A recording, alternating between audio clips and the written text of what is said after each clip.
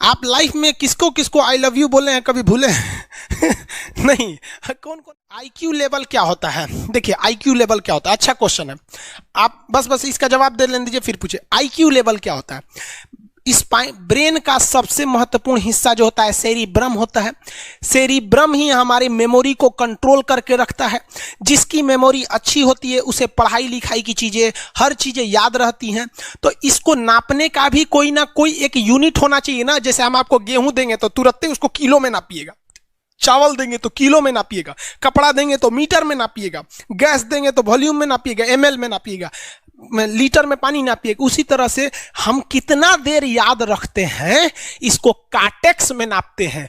जिसका काटेक्स ज्यादा उसको कहते हैं कि ससुरा बहुते इसका दिमाग तेज है, यानी इसका आईक्यू लेवल ज्यादा है। और जिसका काटेक्स यानी याद रखने की क्षमता कम है उसे कहते हैं कि इसका काटेक्स कम है, यानी आईक्यू लेवल इसका कम है। समझ में आ गया कि नहीं आ गया? किसी को दिक्कत? अब हम आपको एग्जांपल देते हैं। आपकी लाइफ में बहुत सारे टीचर आए होंगे। कुछ टीचर आपको नोट्स खोल के पढ़ाते हैं। कोनो किताब उताब नहीं है जी? हाँ, कोनो किताबें नहीं, खाता बुक वे देना या इसी को समझा देते। देखो एक हिसाब किताब वाला किताब है। दिवाली के समय हिसाब किताब फाइनल होता है ना, सबका सैलरी उलरी का। तो कुछ टीचर को देखिएगा ना तो ऐसे एक किताब लेके रखे रहेंगे लोग और इसी में देख के पढ़ा देंगे। बाबू देखो नर्वस सिस्टम का 2 पार्ट होता है, 2 ना 3 होता है। नर्वस सिस्टम का 3 पार्ट होता है। ऐसे लोगों का मतलब ये खाता बुक रख दो भाई, इसका हिसाब दिवाली में हो जाएगा। तो ये ऐसे लोगों का इस आईक्यू लेवल कम है। लेकिन कुछ लोगों को देखेंगे आप, उनको किताब उताब से मतलब नहीं होता। जैसे आप इलाहाबाद यूनिवर्सिटी कभी जाइए तो देखिए, या बड़े टीचर आईआईटी वगैरह जाएंगे, बहुत एकदम टीचर आते हैं आराम से, कोई नोट सोर्स कुछ नहीं, आया पढ़ा रहा है, चालू किया, एकदम मस्त इंजॉय करके चला गया। तो इनका आईक्यू लेवल ज़्यादा होता है।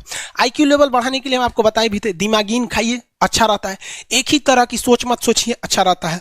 समझ आ गया? प्यार वगैरह के चक्कर में मत रहिए, अच्छा होता है। देखिए प्यार मोहब्बत आपको हो ही जाता है, ये उम्र की गलती है।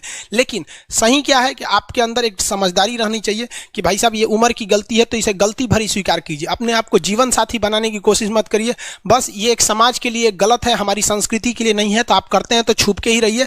एक इस लेवल के रखिए कि भाई हमारी लाइफ अलग है, तुम्हारी लाइफ अलग है, तुम टेम्पोररी आए हो, नहीं तो इसमें चल जाओगे। लेकिन अगर ये प्रेम मोहब्बत में पड़ेंगे तो हाइपोथैलेमस एक्टिव होगा, पूरा नर्वस सिस्टम को चौपट कर देगा। समझ में आ गया कि नहीं आईक्यू लेवल क्या होता है? अब आप बताएंगे आईक्यू लेवल किसका अच्छा है? आईक्यू लेवल कैसे बढ़ाएंगे? तो याद रखिए आईक्यू लेवल बढ़ाने के लिए सोने से पहले का आधा घंटा बहुत जरूरी होता है। सोने से पहले आधे घंटे दिन भर में जितना काम किए उसको सुबह से रात तक देखते रहिए। एक बार रिवाइज मारिए कि सुबह उठे थे, ये किए थे, इसके बाद पढ़े थे, क्या क्या पढ़े थे, खान सर ये पढ़ाए थे। आप कहीं मैथ पढ़े होंगे, उसको सोचिए मैथ में क्या पढ़ाया गया था, खटाखट खटाखट। आपको सोचना ही है ना, सोचने में कितना टाइम लगता है, खटाखट। तो अगर इसको रिवाइज करते रहेंगे, गिन के 42 दिन में आपका आईक्यू लेवल तेज हो जाएगा। फिर आप कहेंगे कि सर जी हमरो बिना किताब का याद हो गया। और अगर यही खत्म हो जाएगा तो क्या कहिएगा, आपका भी आईक्यू लेवल गिर जाएगा। सपना कैसे आता है? ये ब्रेन की वजह से आता है। थके नहीं रहेंगे ना, नींद अच्छी नहीं रहेगी तो सपना आने लगेगा, क्योंकि ब्रेन कभी रेस्ट नहीं करता है। टॉपिक भूल जाते हैं, मतलब आपके दिमाग में दूसरा टॉपिक चलता है।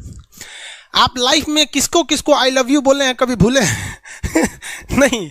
कौन कौन आपको मारा है या कुछ उल्टा सीधा बोला है? नहीं बोलते। रीजन क्या? आप कितनी बार किसी चीज को रिवाइज मारते हैं? 21 दिन के अंदर अगर आपका दिमाग कभी किसी चीज को रिवाइज मार दिया ना तो फिर वो भूले नहीं देगा अगले 2 महीने तक। यानी हर 21 दिन पे उसको रिवाइज मारते रहिए। और अगर हर 7 दिन पे मारेंगे ना तो वो एकदम फिक्स हो जाएगा, एकदम फिक्स हो जाएगा। हम लोग को क्या है भैया, दिन रात पढ़ाते आदमी पगला जाता है। इसलिए आप कोई नींद में भी पूछेगा खान सर स्वायत्त तंत्रिका तंत्र किसे कहेंगे? स्वायत्त में कुछ नहीं आएगा, ये आ जाएगा आपका सिंपैथेटिक और पैरासिम्पैथेटिक, बस यही आ जाएगा। क्यों इतना जल्दी रिवाइज मारा आदमी? ये हमारा सबकॉन्शियस माइंड में घुस गया है। सबकॉन्शियस देखिए, कॉन्शियस माइंड उसे कहते हैं जिस पर हमारा कंट्रोल रहता है। जैसे हमसे कोई पूछेगा कि आप ये अगर पूछेंगे कि खान सर जो 1 हफ्ता क्लास नहीं लिए थे कहाँ थे, तो हम सोचने लगेंगे ये स्टूडेंट है, इसे हर बात क्या बताएगा आदमी कि किस डॉक्टर के पास थे, कहाँ गए थे। नॉर्मल बोल देंगे बाबू थोड़ा सा मेडिकल हेल्थ इशू था इसलिए चलेगा। लेकिन अगर मम्मी पापा पूछेंगे तुमसे हर चीज बताएंगे। तो जो चीज हमारे कंट्रोल में नहीं रहता है वो उसे क्या कहते हैं? Subconscious mind. जैसे कोई हमारा नाम पूछेगा खटाक से बता देंगे खान सर, समझ में आ गया कि नहीं? ओरिजिनल नाम तो आपको भी नहीं बताते हम लोग यहाँ पे। तो सबकॉन्शियस माइंड में घुसा दीजिए जो चीज। जैसे आप स्टेशन पे उतरिए या बस स्टैंड पे उतरिए, अपने घर जाने के लिए कभी रास्ता याद किए हैं? हाँ, इसके बाद दाहिने मुड़ना है, बाएं मुड़ना। आप फोन पे बतियाते भी चले जाते हैं। तो जब कभी किसी चीज को बहुत बार रिवाइज मार देते हैं तो वो चला जाता है सबकॉन्शियस माइंड में, फिर आपको याद करने की जरूरत नहीं है। सपना कैसे आता है? जब आपकी नींद अच्छी नहीं होती है तब। नींद प्रॉपर लिया कीजिए, नींद में कोई कमी नहीं आनी चाहिए। आप जिस दिन बहुत ज्यादा थके रहेंगे उस दिन कोई सपना नहीं आता है। हम लोग का जब ऑफलाइन क्लास रहता था, सुबह 7 बजे से रात 9 बजे तक पढ़ाता था आदमी, जो करवट सोता था उधर उठ जाता था, सपना का नाम ही नहीं आता था। समझ रहे? एक चीज पूछ रहे हैं सर, कोमा क्या चीज होता है और सर दर्द क्यों करता है? जब भी आपके बॉडी में ऑक्सीजन की कमी आएगी वो चीज दर्द करने लगेगा। जैसे आप दौड़ेंगे तो आप सांस ज्यादा नहीं ले पाते, ऐसे लेते हैं तो बॉडी में सांस नहीं पहुंच पाता और हाथ पैर में आपके लैक्टिक एसिड जम जाता है जिसलिए दर्द करने लगता है। तो जब कभी भी मेहनत करने लगेंगे या फिर एक दब हो जाएगा तो ब्रेन दर्द करने लगता है। दूसरा कोमा क्या होता है, ब्रेन हमेशा वर्किंग करते रहता है, अगर वो रेस्ट में चला गया तो उसी को कोमा कहते हैं। अब परमानेंटली रेस्ट में चला गया तो मरिए जाएंगे। बेहोशी में क्या होता है कि ब्रेन और स्पाइनल कॉर्ड का संपर्क टूट जाता है, ब्रेन और स्पाइनल कॉर्ड का संपर्क टूट जाता है तो उसी को क्या कहते हैं, बेहोश हो गया। पानी नहीं छिड़केंगे ना तो स्पाइनल कॉर्ड में उसमें संपर्क जुड़ जाएगा, लेकिन ब्रेन और स्पाइनल कॉर्ड काम ही नहीं कर रहे हैं तो कोमा में चले गए। कोमा को हाफ डेथ कहा जाता है, आधा मरा हुआ व्यक्ति है। जो व्यक्ति कोमा में चला जाता है ना, कोई जरूरी नहीं है कि वापस आएगा ही आएगा, लेकिन बेहोश है तो कोई दिक्कत